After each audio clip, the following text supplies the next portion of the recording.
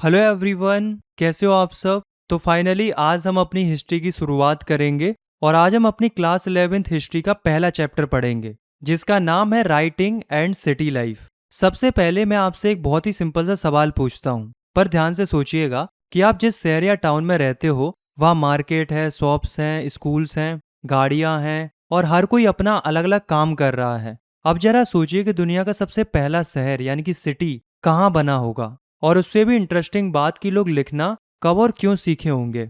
आज हम यही कहानी समझेंगे और ध्यान रखिए कि ये सिर्फ हिस्ट्री नहीं है, ये हमारी आजकल की लाइफ, शहर, मार्केट, गाड़ी, हिसाब किताब, इन सब की सबसे पहली शुरुआत है। तो चलिए धीरे धीरे इस चैप्टर को गहराई से समझते हैं।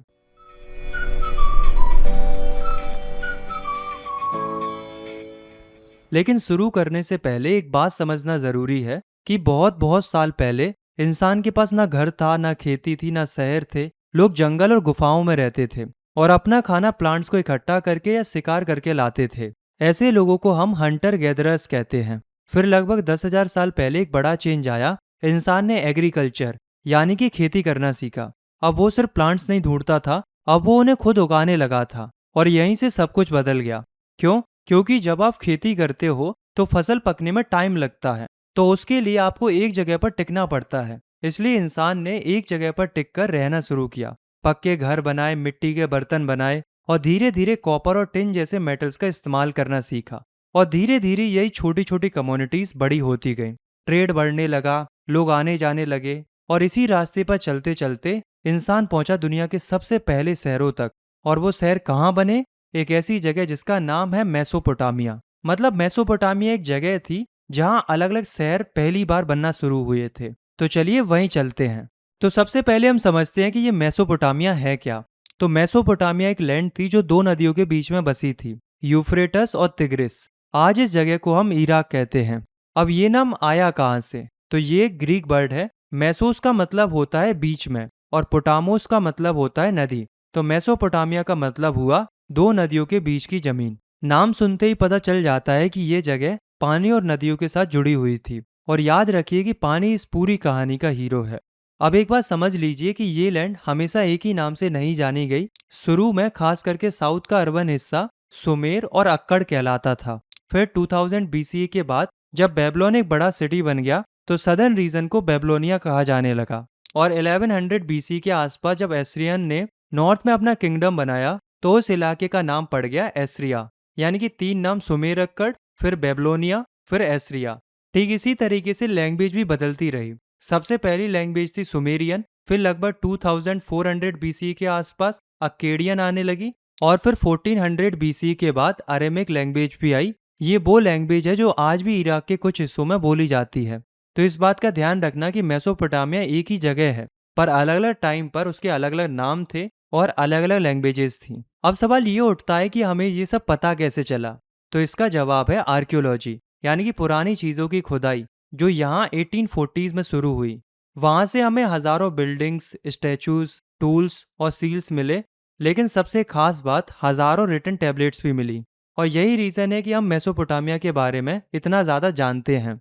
यहाँ तक कि उस समय के इंडिया से भी ज़्यादा जानते हैं, सिर्फ इसलिए क्योंकि उन्होंने लिख कर रखा था। और वही लिखी हुई चीज़ें हमें आज खुदाई में मिली, जिसकी मदद से हम इतना सब मेसोपोटामिया के बारे में जान पाए हैं। यहाँ एक इंटरेस्टिंग बात है दोस्तों, मेसोपोटामिया की कहानियाँ बाइबल से मिलती जुलती हैं।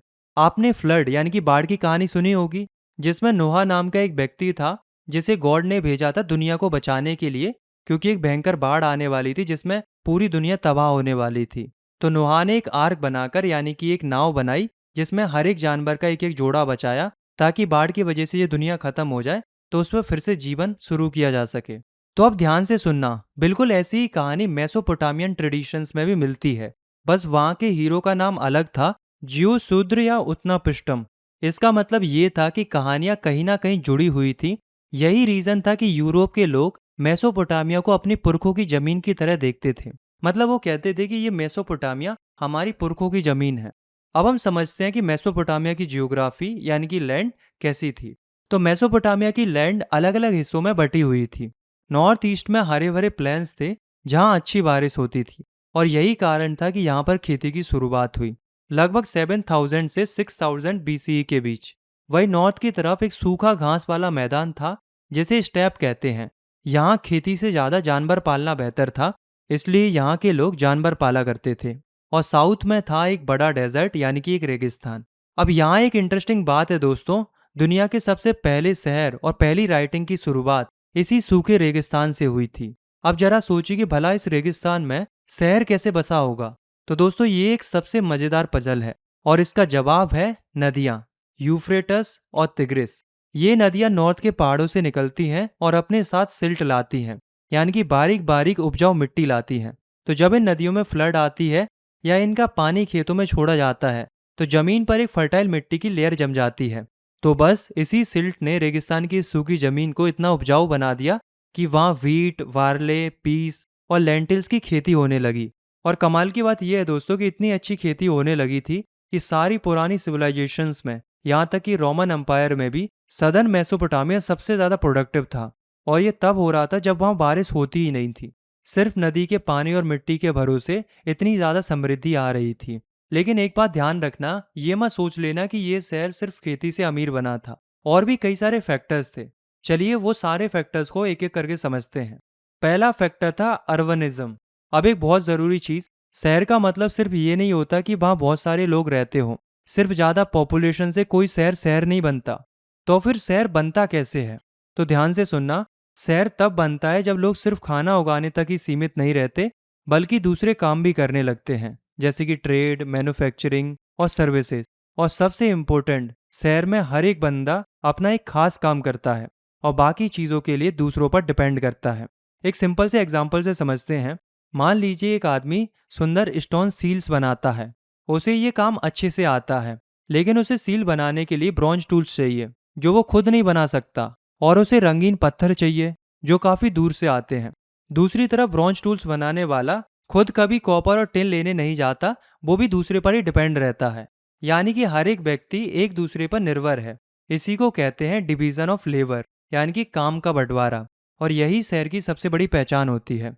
अब सोचिए, इतने सारे लोग, इतना अलग अलग काम, दूर दूर से आता सामान, ये सब चलेगा कैसे?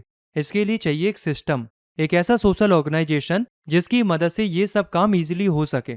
किसी को ट्रेड मैनेज करना पड़ेगा, किसी को सामान स्टोर करना पड़ेगा, किसी को हुक्म देना पड़ेगा और किसी को मानना पड़ेगा। और सबसे ज़रूरी, इन सब लेन देन का, यानी कि ट्रांजैक्शंस का रिकॉर्ड रखना पड़ेगा। याद रखिए यही बात, क्योंकि यही हमें सीधा राइटिंग तक ले जाएगी। और हाँ, एक और चीज़, मेसोपोटामिया के पहले शहर ब्रॉन्ज एज के हैं, यानी कि लगभग 3000 BCE के। और ब्रॉन्ज दो मेटल से मिलकर बनता है, कॉपर और टिन। और इन दोनों को दूर दूर से लाना पड़ता था। ब्रॉन्ज के टूल्स के बिना ना ही कारपेंट्री हो सकती थी, ना ही कार्विंग हो सकती थी, ज्वेलरीज, यहाँ तक कि हथियार भी नहीं बन सकते थे। तो अब आप खुद सोच सकते हो कि क्या मेटल्स के बिना सिटी लाइफ संभव थी? नहीं, बहुत मुश्किल थी। दोस्तों इस दौर की एक शानदार निशानी है वर्का हेड, एक औरत का सिर जो 3000 BCE से पहले वाइट मार्बल में बनाया गया था, जो कि ओरुक में बनाया गया था। ओरुक दोस्तों मेसोपोटामिया का सबसे पहला विकसित शहर था। मतलब सबसे पहला नहीं, लेकिन सबसे डेवलप्ड शहर ओरुक था, जो कि काफ़ी विकसित था। इस बरका हेड की आंखों में कीमती नीले पत्थर, सफ़ेद सीप, काला बिटुमेन जड़ा गया होगा। और जो मार्बल यूज़ हुआ वो बहुत दूर से इंपोर्ट किया गया था। सोच के देखिए दोस्तों, सिर्फ एक मूर्ति बनाने के लिए कितने स्पेशलिस्ट लगे होंगे। पत्थर लाने वाला, काटने वाला, डिज़ाइन बनाने वाला।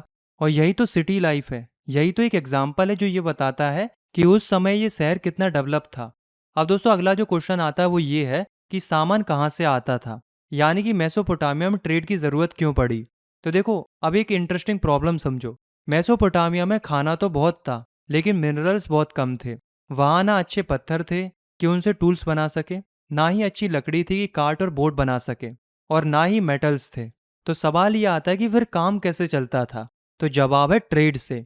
मेसोपोटामिया के लोग अपने कपड़े और अनाज दूर के इलाकों में देते थे, और बदले में would, copper, tin, silver, gold और तरह तरह के स्टोन्स ले आते थे। टर्की, ईरान और गल्फ के पार से ये सामान आता था। लेकिन यहाँ एक और बात समझना ज़रूरी है, ट्रांसपोर्ट। सोचिए, अगर सामान लाने में ही बहुत टाइम और खर्चा लग जाए तो क्या शहर चलेगा? बिल्कुल नहीं। और यहाँ मेसोपोटामिया की सबसे बड़ी ताकत काम आई, नदियाँ। क्योंकि दोस्तों ट्रांसपोर्ट का सबसे सस्ता तरीका हमेशा पानी होता है। बोट्स अनाज से भरकर नदी के करंट और हवा के सहारे आराम से आगे बढ़ जाती थी, बिना किसी जानवर को खिलाए। इसलिए यूफ्रेटस और तिग्रिस सिर्फ पानी की नदियां नहीं थीं, वो सामान ले जाने के बड़े बड़े हाईवेज थीं। अब हम आते हैं इस पूरे चैप्टर के टर्निंग पॉइंट पर, स्टोरी ऑफ राइटिंग, यानी कि राइटिंग की कहानी पर। ये हिस्सा सबसे इंटरेस्टिंग है, इसलिए ध्यान से सुनना। पहले ये समझिए कि राइटिंग है क्या। तो जब हम बोलकर बात करते हैं तो आवाज़ें मीनिंग बताती हैं, लेकिन राइटिंग में हम उन आवाज़ों को आंखों से देखने वाले निशानों में बदल देते हैं। यानी कि आवाज़ों को एक ऐसी चीज़ में बदलना जो दिखे और हम उसे समझ जाएं, यही राइटिंग है। अब सबसे इम्पोर्टेंट बात, मेसोपोटामिया की सबसे पहली टैबलेट्स जो कि लगभग 3200 BCE में लिखी गई थी। और दोस्तों उनमें क्या लिखा था पता है? कोई कहानी, कोई कविता नहीं। उनमें पिक्चर्स जैसे साइंस और नंबर्स बने थे। और लगभग 5000 लिस्ट थी कि कितने बैल आए, कितनी मछली आई, कितनी रोटी हैं। ये उन गुड्स की लिस्ट थी जो उरक के टेम्पल्स में आती जाती थी। अब जरा सोचिए इसका मतलब, राइटिंग की शुरुआत कविता या कहानी से नहीं हुई थी। राइटिंग की शुरुआत हिसाब किताब से हुई थी। क्यों? क्योंकि शहर में इतने सारे लेन देन होते थे, इतने अलग अलग टाइम पर इतने सारे लोगों के बीच, कि याद रखना नामुमकिन था। इसलिए लोगों को रिकॉर्ड रखने के लिए राइटिंग की जरूरत पड़ी।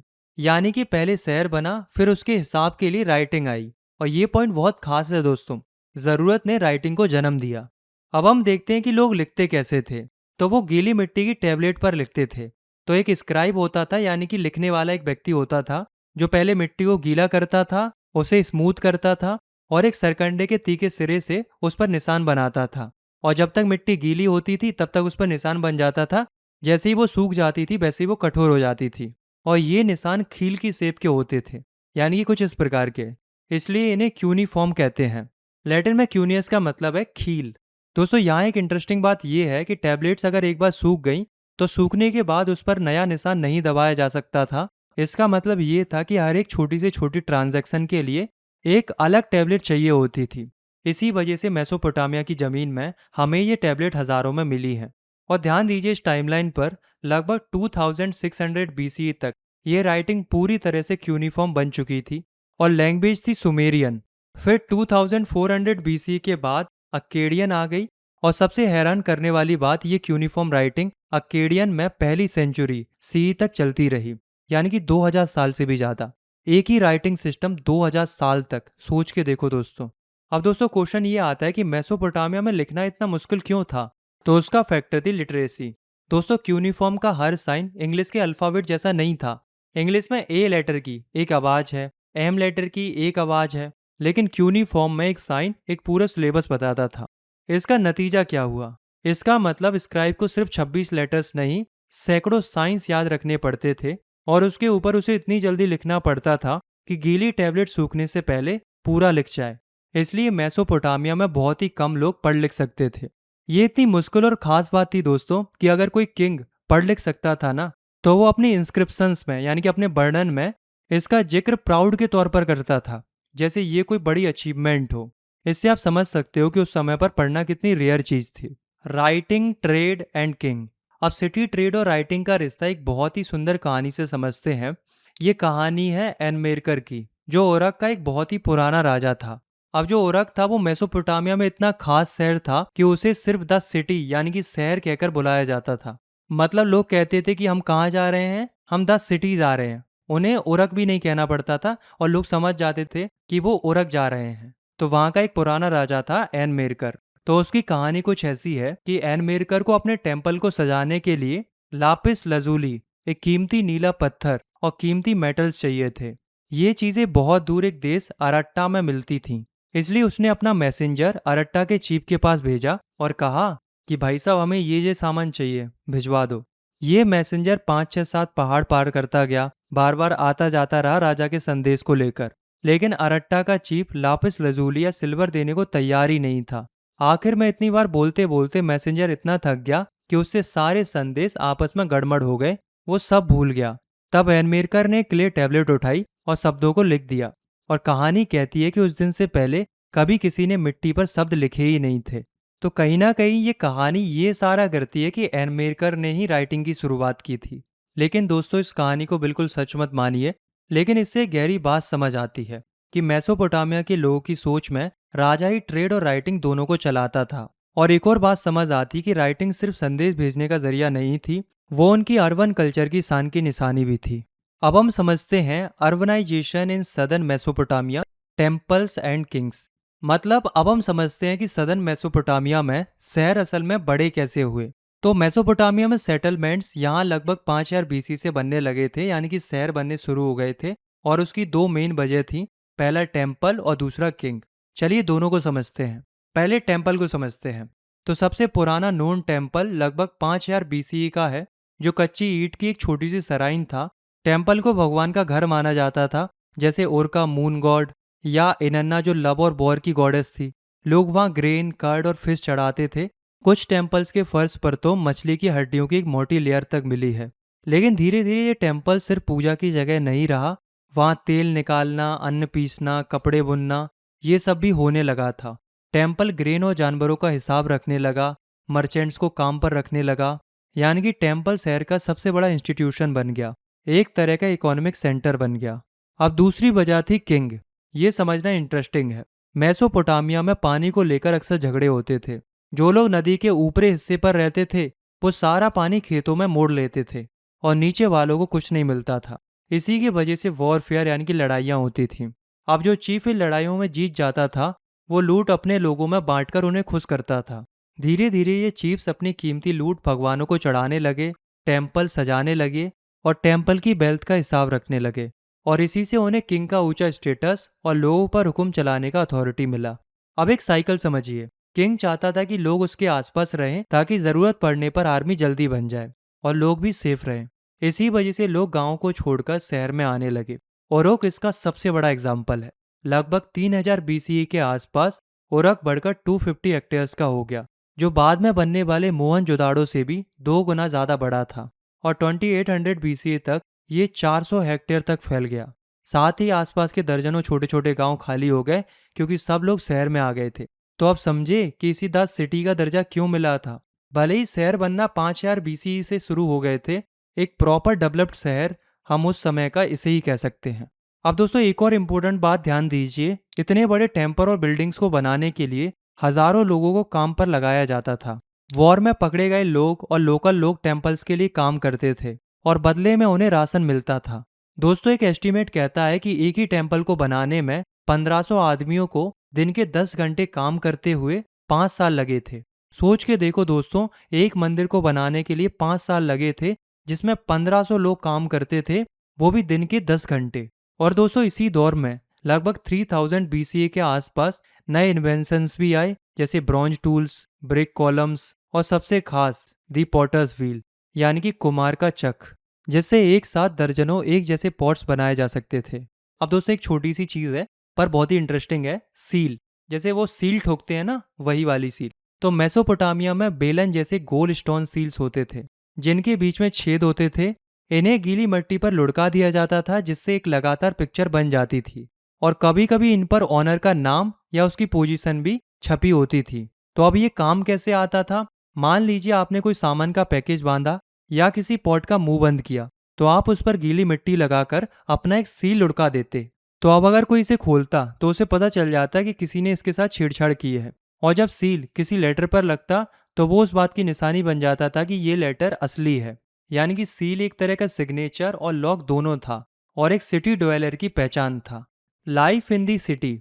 अब तक हमने देखा कि शहर में एक रूलिंग एलाइट बन चुकी थी, यानी कि कुछ लोग बहुत अमीर थे और कुछ लोग बहुत गरीब थे। इसका सबूत उर शहर में मिलता है, उरुक की तरह ही, बट ये उरुक शहर के बाद चमका था, मतलब ये थोड़ा बाद आया था। जहाँ कुछ किंग्स और क्वींस के साथ इतना सोना, ज्वेलरी, गोल्ड के बर्तन और सेरेमोनियल डैगर्स दफनाए गए थे कि आज देखकर हैरानी होती है। लेकिन सवाल ये उठता है कि आम लोग कैसे रहते थे। आम लोग न्यूक्लियर फैमिली में रहते थे, यानी कि माँ, बाप और बच्चे। फैमिली का मुखिया फादर होता था और शादी ब्याह का भी अपना एक प्रोसीजर था।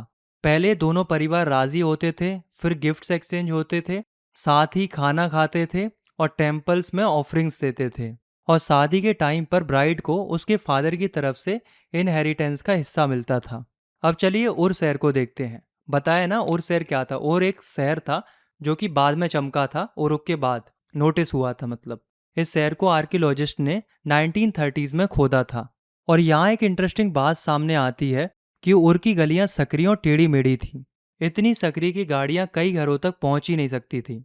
सामान डंकी यानी कि गधे की पीठ पर आता था। और इससे पता चलता है कि और एक प्लांट शहर नहीं था, ये धीरे धीरे बस बनता चला गया। और दोस्तों दिलचस्प बात यह है कि और शहर में स्ट्रीट्स में ड्रेन्स नहीं थे, ड्रेन्स यानी नालियाँ नहीं थी, जैसे उस समय के मोहनजोदाड़ो में मिलते हैं। तो जब नालियाँ नहीं थी तो पानी कहाँ जाता था? तो यहाँ पानी घरों के अंदर वाले कोर्टयार्ड में बनी ड्रेन्स में जाता था। अब एक और मजेदार बात कि लोगों की जो छतें होती थी वो अंदर की तरफ ढली हुई होती थी, ताकि बारिश का पानी अंदर चला जाए। लेकिन दोस्तों वो अपने घरों का कचरा सीधा गली में ही फेंक देते थे।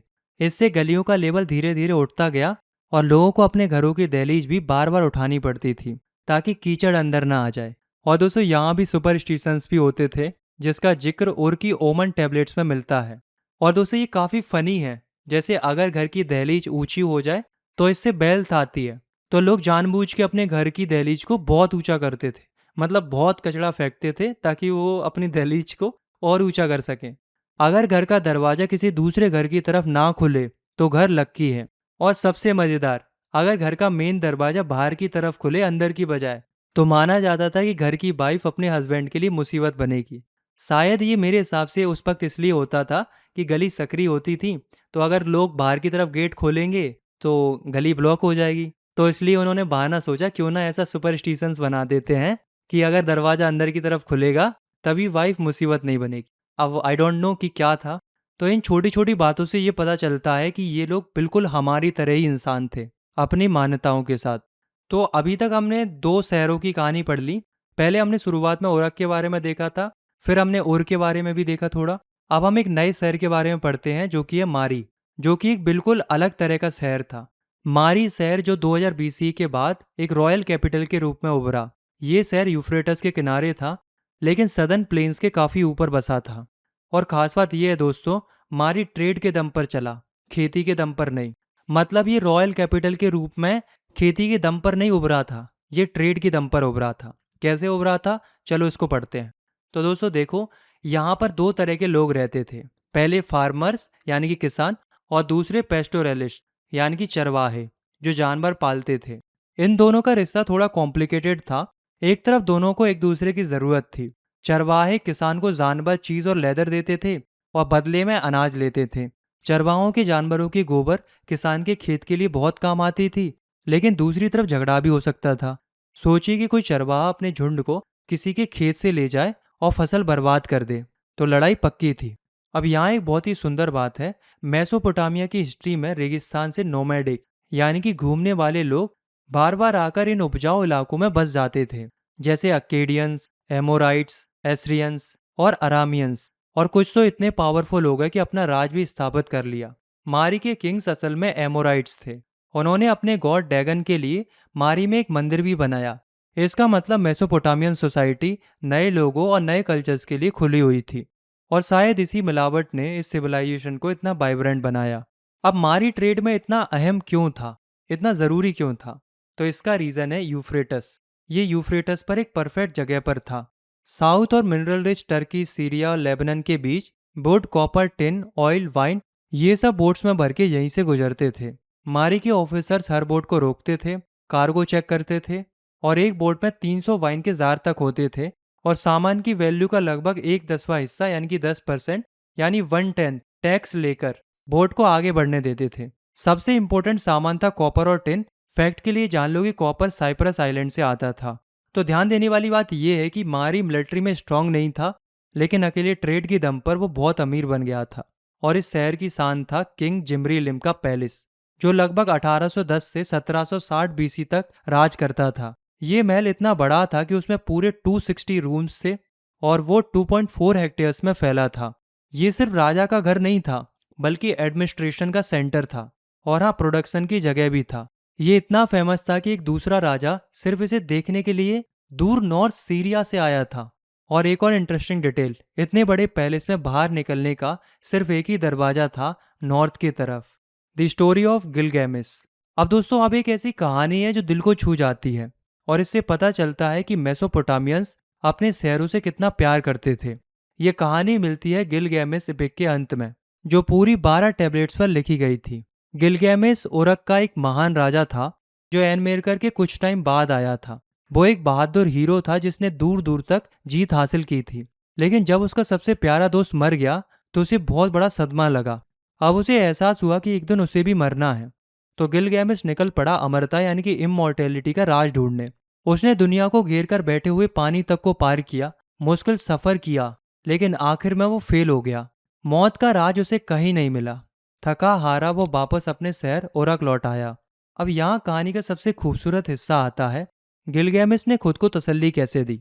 वो अपने शहर की दीवार के आगे पीछे टहलने लगा। उसने उस मजबूत दीवार की नींव को देखा जो पक्की ईंटों से उसने खुद बनाई थी। और उसने सोचा, भले ही मैं मर जाऊं, ये शहर, ये दीवार, मेरे लोगों का ये काम, ये हमेशा रहेगा। यानी कि उसके लिए उसका शहर ही उसकी सबसे बड़ी अमरता थी। सोच के देखो दोस्तों, ये कितनी गहरी बात है। इंसान अपनी सिविलाइजेशन में ही अपनी असली पहचान पाता है। फाइनली दोस्तों, अब हम आ गए इस चैप्टर के लास्ट टॉपिक पर। इस टॉपिक में हम ये पढ़ेंगे कि राइटिंग ने दुनिया को आखिर दिया क्या है। तो दोस्तों, राइटिंग ने दुनिया को क्या क्या दिया है, ये आपको हैरान कर देगा।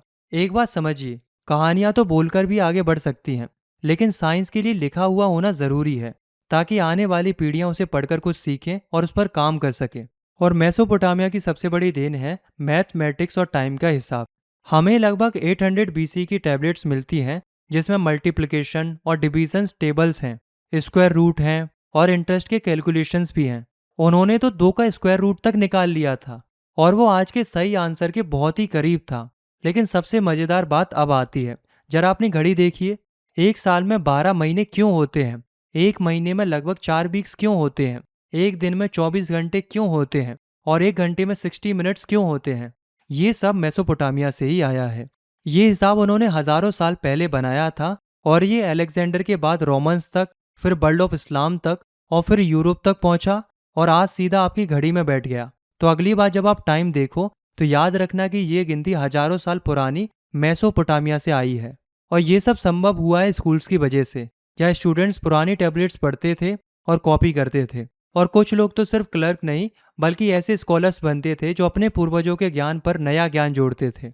और दोस्तों, इस चैप्टर को खत्म करने से पहले दो बहुत ही इंटरेस्टिंग लोगों से मिलते हैं जिन्होंने अपने पास्ट को बचाने की कोशिश की।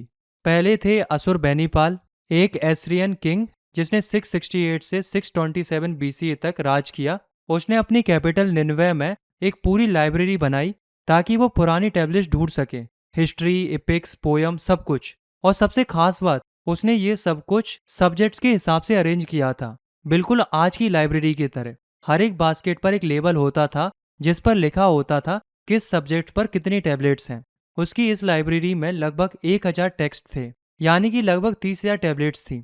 सोच के देखिए दोस्तों, इतनी पुरानी और इतनी व्यवस्थित लाइब्रेरी इतने पुराने टाइम में बनाई गई थी, ताकि जो फ्यूचर जनरेशन है उन तक ये ज्ञान पहुंच सके, उन तक ये बातें पहुंच सके।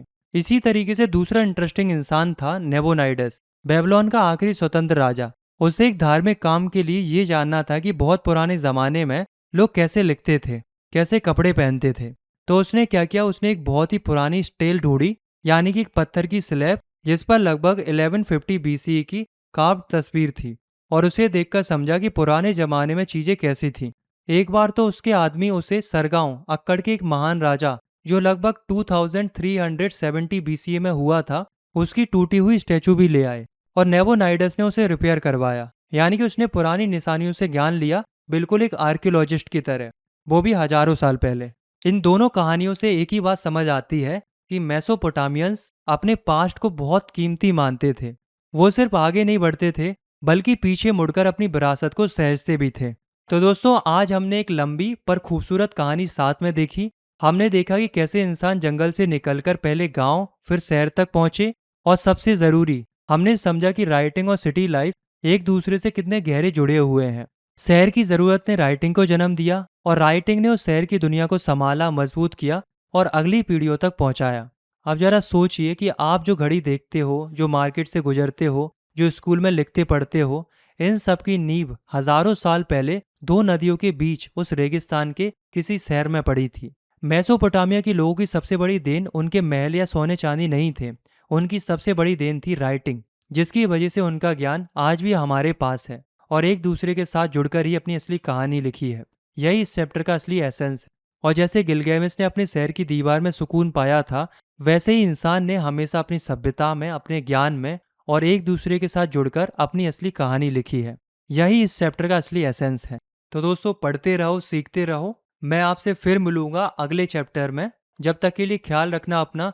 और हाँ, एक चीज़ जो आप कर सकते हो, अपने फ्रेंड्स को इस वीडियो को शेयर कर सकते हो। उन्हें बता सकते हो कि भैया 11th पढ़ाने आ गए हैं, but they need your support. तो जाओ, शेयर करो, और मैं मिलता हूँ आपसे नेक्स्ट वीडियो में।